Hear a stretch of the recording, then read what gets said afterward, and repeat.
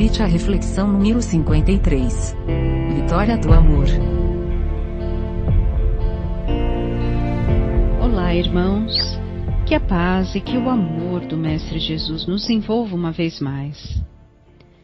E pensando em paz e em Jesus, hoje nós vamos juntos refletir a respeito de um tema que Joana de Ângeles nos propõe no livro Amor e Imbatível Amor. O tema é Vitória do Amor. Quando nós pensamos em amor, muitas vezes pensamos em filhos, em companheiros, não é? Na família. Mas amor, de verdade, é aquele que Jesus nos ensinou, que é amar ao outro indistintamente, amar verdadeiramente. Mas para que nós possamos amar o próximo, a humanidade, como Jesus nos deixou o legado, nos ensinando a amar ao próximo como a si mesmo, e nos colocando que somos irmãos, vamos primeiro entender por que nós não amamos e por que nós não reconhecemos o amor. E tudo isso tem a ver com a nossa imperfeição. Quando a gente fala de amor, a gente percebe que só a palavra já dá colorido, não é? Só a palavra ela traz uma alegria para a vida, ela inspira, ela eleva.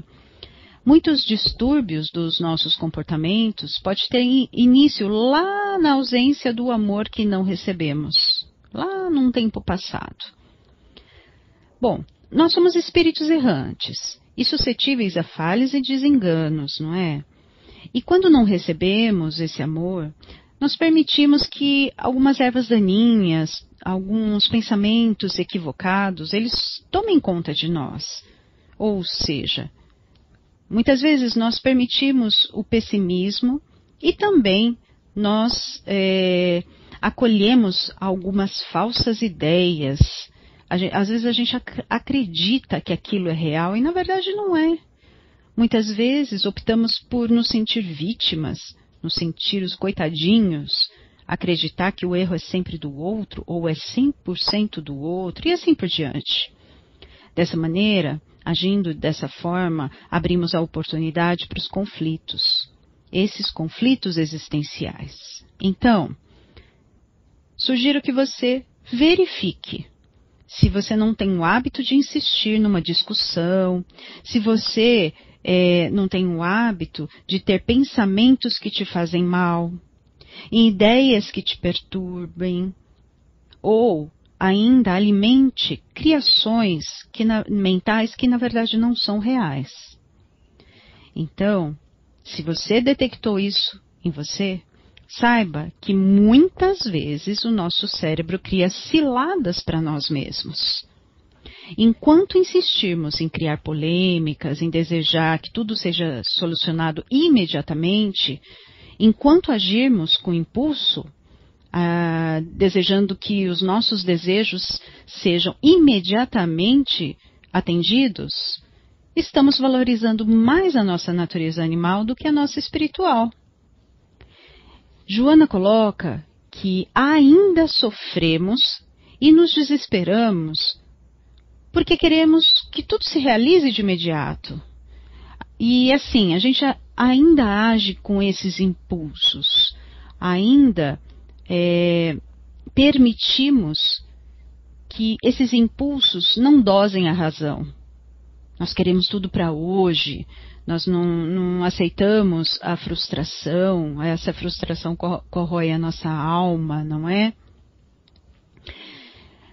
Isso significa que estamos verdadeiramente mais animalizados do que espiritualizados. A gente está dando muito mais valor ao que é da matéria do que do espírito. Porque quando a gente observa o espírito, o que é o espiritual, é tudo mais leve, a gente sabe que pode demorar um pouco, mas que vem. Então a reflexão é essa. Hoje, se a gente analisar a evolução do homem, nós somos muito diferentes daqueles homens das cavernas. Apesar de utilizar a inteligência nas áreas tecnológicas, sociais, a contribuir para a modernidade, o desenvolvimento na Terra, as paixões ainda nos levam a agressões injustificáveis. Mesmo sendo diferentes daqueles homens das cavernas, nós ainda temos alguma semelhança. Porque o homem da caverna, ele agredia, mas ele agredia por instinto, ele agia por instinto.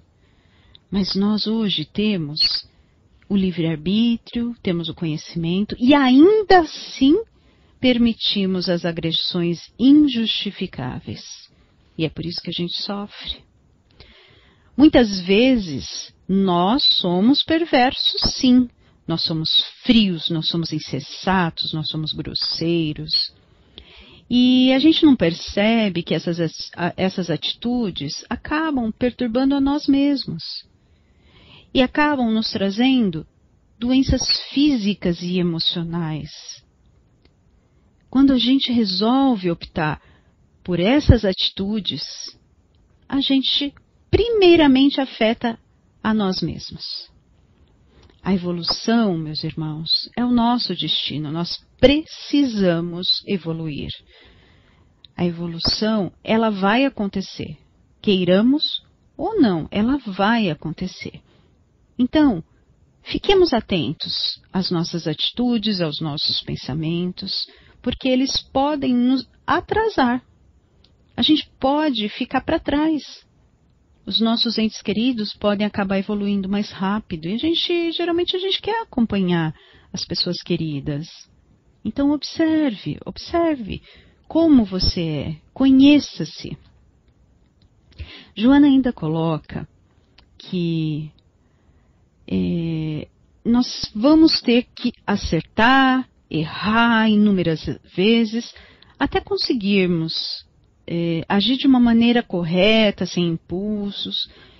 E quando conseguirmos, nós vamos desfrutar de uma coisa chamada harmonia. E a harmonia vai conduzir a nossa vida. É bom saber disso, né? A insatisfação, ela é uma consequência dos nossos anseios, né? E de novos anseios também, de novidades. E, se bem conduzidos esses anseios, ela vai nos levar à plenitude. Então, vamos pensar, se estamos insatisfeitos conosco mesmo, nós devemos melhorar a cada dia.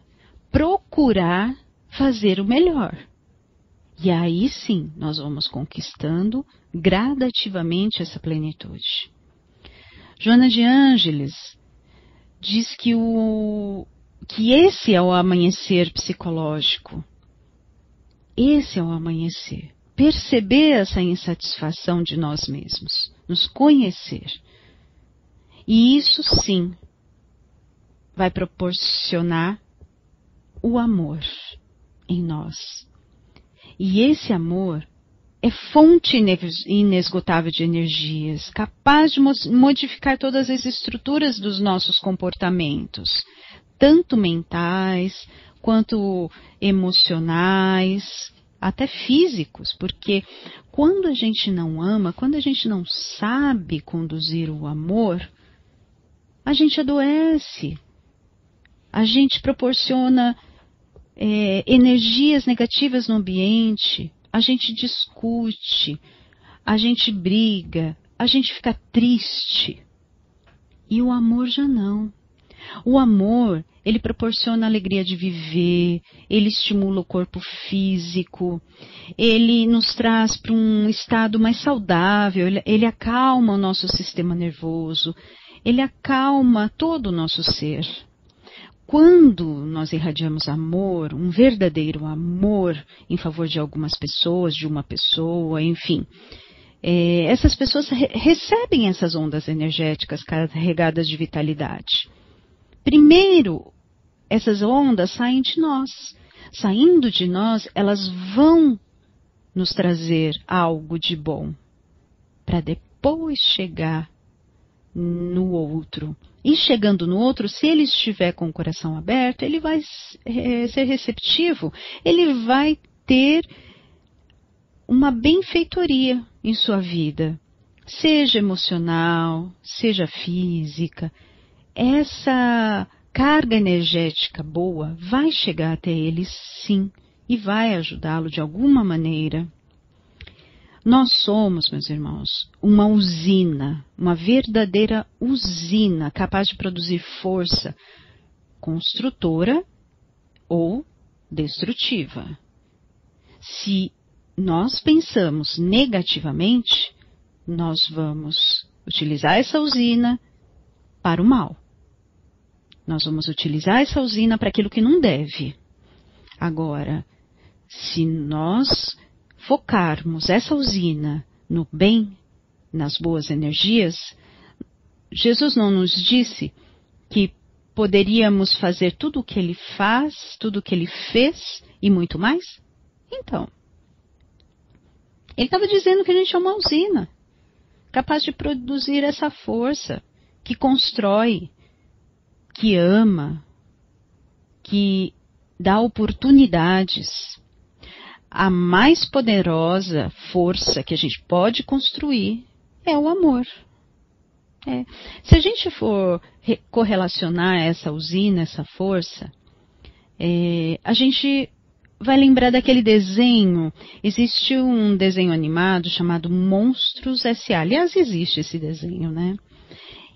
E como era a cidade desses monstros? Ali, a cidade, ela era conduzida por esses monstrinhos, só que eles necessitavam da energia para manter a eletricidade na cidade. Para a captação da energia, eles entravam na porta do armário de uma criança, produzia o medo nessa criança, o medo gerava uma energia, eles captavam num recipiente e traziam essa energia para a cidade. Quando eles descobriram que a alegria da criança produzia muito mais, digamos assim, 100 vezes mais a quantidade de energia do que a energia do medo, eles continuaram fazendo o mesmo processo de entrar no armário, de chegar no quarto da criança. Só que ao invés de assustar, o que eles faziam? Eles deixavam a criança alegre. Então, essa foi uma descoberta que mudou a vida daquela cidadezinha de monstros. Eles já não precisavam trabalhar tanto mais, porque para produzir o medo, eles trabalhavam muito. Mas para produzir a alegria, eles trabalhavam pouco e recebiam muito mais do que antes. Então essa descoberta, ela é poderosa. A partir do momento que nós percebemos que esse amor pode ser potente, nós vamos deixar o sofrimento de lado, nós vamos perdoar mais, nós vamos querer viver em harmonia, porque é muito mais energético, digamos assim, é muito mais vitalizante, é muito mais verdadeiro do que nós continuarmos na sombra. Descubra em você mesmo essa força. Promova em você o auto-amor, simples e verdadeiro. Perceba que você também é conectado com o divino. E o divino é Deus. Nós podemos nos conectar juntos ao divino em favor da sociedade mais saudável, em favor de transformá-la numa sociedade mais justa, mais nobre. A partir do momento que nós vibramos, que nós oramos, nós estamos contribuindo para isso.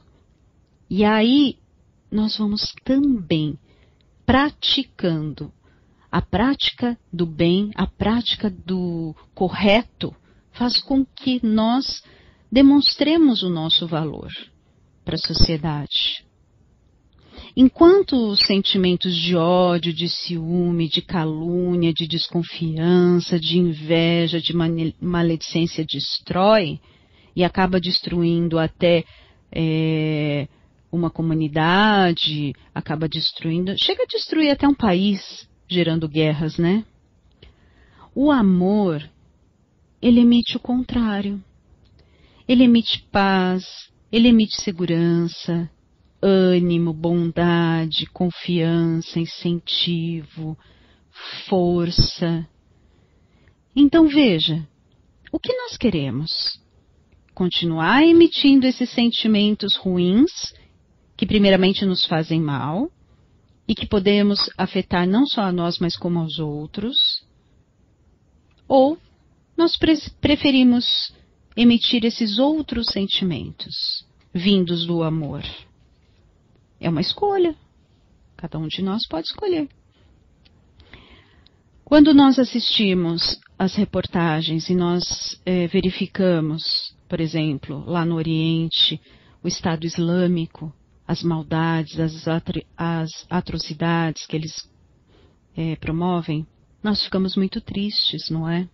Aquilo abala. Então vejam que a energia que é colocada ali, a energia do ranço que eles têm no coração, do ódio que eles têm no coração, essa energia chega até nós.